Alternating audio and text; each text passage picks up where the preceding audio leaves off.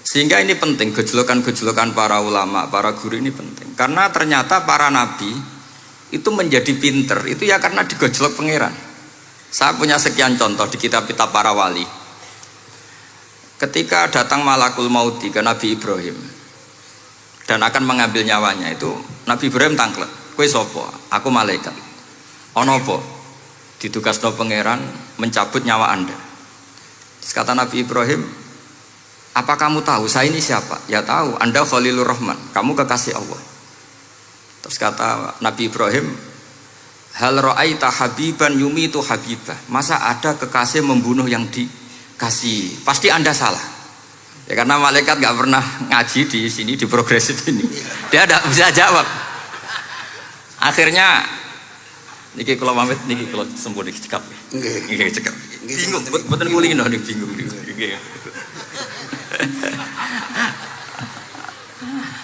Akhirnya malaikatnya matur malih teng pangeran.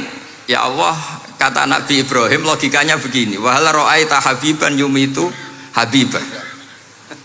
Mosok kekasih kok dipateni kekasih. Terus kata Allah gini, ya sudah bilang gini sama Nabi Ibrahim, sama Ibrahim. Wa hal ra'aita habiban yakrahu ayyalqa habibah. Mosok kekasih kok ora siap ketemu sing dikasih. Akhirnya Israel datang lagi, balik mana? Gini logikanya dibalik sekarang begini gitu. Wahal ra'aita habiban yakrahu ayyalqa habibah. Terus Ibrahim bilang oke ya, nggak masalah sudah. Artinya apa? Kita ini diajari satu logika. Logika apa saja? Ini Allah. Sehingga ya memang normalnya hidup tuh cerdas. Kata Ghazali cerdas nyikapi apa? Realitas. Ini penting saya utarakan. Saya punya sekian contoh kecerdasan para nabi. Saya berkali-kali cerita, nabi yang sezaman itu sebetulnya 3, tapi yang ilmunya level itu hanya 2. Karena ada yang sezaman yaitu Ibrahim dan Lut. Tentu tidak level karena Nabi Lut itu pernah keponakan Nabi siapa? Ibrahim.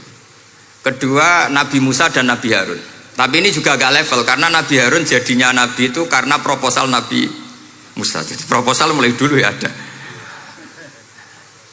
Nah, Nabi Musa kita tahu adalah al-sak. Al-sak itu kalau ngendikan itu lesannya agak cedul ya. Cedul.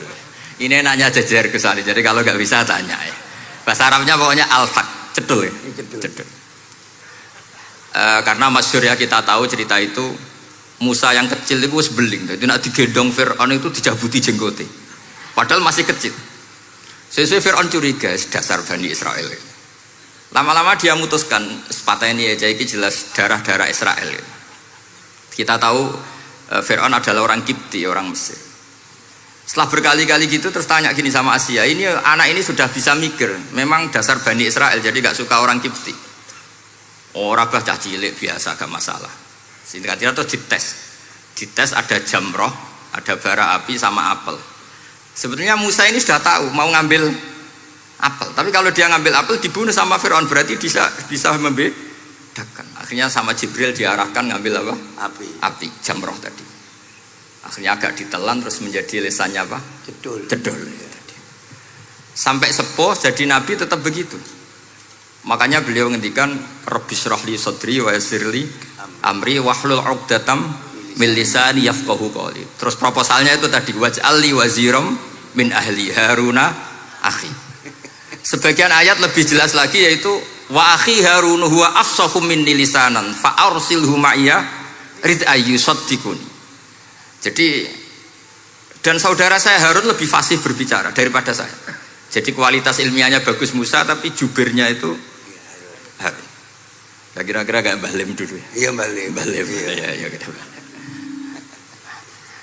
Jadi ini saya jubirnya Gus Ali, saya Harun, ini Musa. Maksudnya kaya karena sudah ada nabi. Singkat cerita, karena Musa itu agak alsak, sehingga Harun ini ya nggak levelnya. Padahal sezaman, sehingga ya nggak pernah bantah-bantahan, nggak pernah adu argumen. Yang benar-benar nabi sezaman dan kemudian sering adu argumen adalah Isa dan Yahya. Kita tahu umurnya ya imbang, kualitas al-mazaya wal wada'il juga imbang.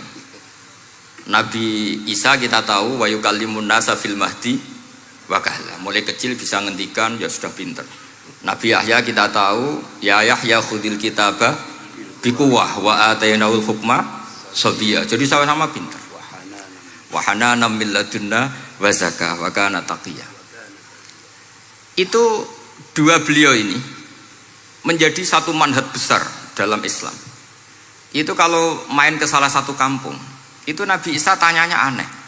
Aina syirarun nas? Orang-orang yang jelek-jelek itu di mana? Orang-orang fasik itu rumahnya mana? Kalau Nabi Yahya tanya, aina khiyarun nas? Orang-orang baik itu di mana? Akhirnya dua beliau ini saling berargumentasi. Kenapa kamu tanya aina syirarun nas? Terus Nabi Isa katanya, lah kenapa kamu tanya aina khiyarun nas? Terus kata Nabi Yahya, enak kancanan wong soleh, gak ruwet kan? Kancanan wong soleh itu kan enak, gak dibodoni, gak ruwet. Pemenang kancanan wong mati, sering bodoni gitu. Masyhur itu cerita Gus Dur, Gus kenapa sering ziarah? Kancanan wong urip sumpek. Gitu. Wong mati gak tau bejo. Wong mati gak tau bejo. Ini teman ziarahnya bapak. Wong mati gak tau bejo. Ya. Itu ya ini santai-santai saja, relax saja. Karena saya sudah tahu mau ngomong apa. Nanti kalau ingin serius ya ngaji sama saya, harus khatam biar enggak jadi korban kama sayati sama kama takodam. Akhirnya Nabi Yahya gantian tanya, kenapa kamu tanya aina syirarun nas? Itu masyhur beliau. Ini dalam kitab Tabaqatul Asfiya karangan Abu Nu'aim Al-Asfihani. Riwayat Sufyan bin Uyainah, gurunya Imam Syafi'i. Jawabnya Nabi Isa unik. Ana an-nabiyyu, saya ini nabi. Biman zilatit tabib. Nabi itu ibarat dokter. Udawil mardo. Di mana-mana dokter itu cari orang sakit. Makanya di NU itu banyak kiai-kiai yang nangani orang-orang fasik. Dakwah ning gone wong nakal-nakal. Itu ya ada khazanahnya, asal gak keterusan katut itu saja. Jadi kalau kamu niru Gus Mek itu sebenarnya konsepnya satu, asal ada bukti jadi wali dan tidak katut. Kalau ndak ya sudah usah. Gak usah wae kata Gus Ali sudah. Kalau gak kelasnya jangan.